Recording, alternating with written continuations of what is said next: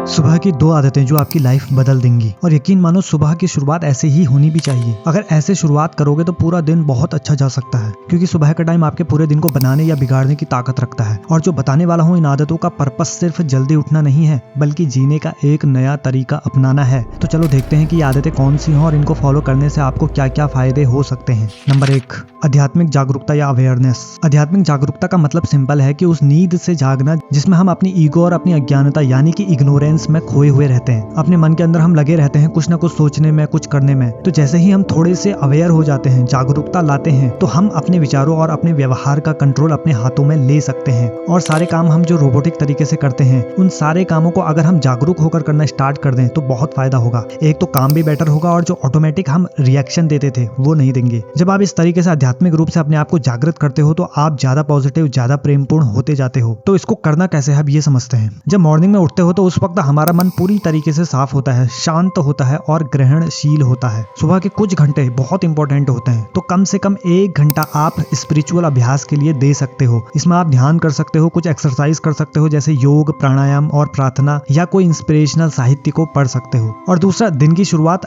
आप अपने को कुछ अच्छे अफर्मेशन को दोहराकर कर सकते हो। अपने अंदर एक प्रेमपूर्ण फीलिंग को जागृत करके और उसको दिन भर बनाए रखने की कोशिश कर सकते हो। अब बात करते हैं दूसरी आदत की।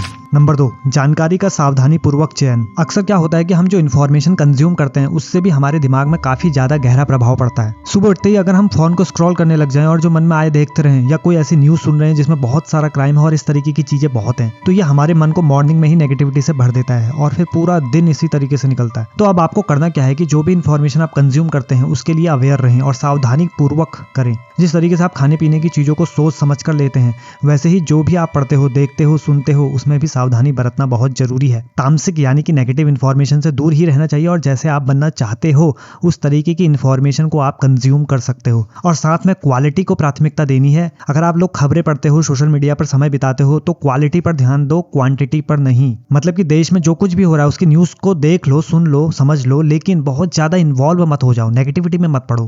क्वालिटेटिव अप्रोच होनी चाहिए, ना कि बहुत ज्यादा क्वांटिटेटिव।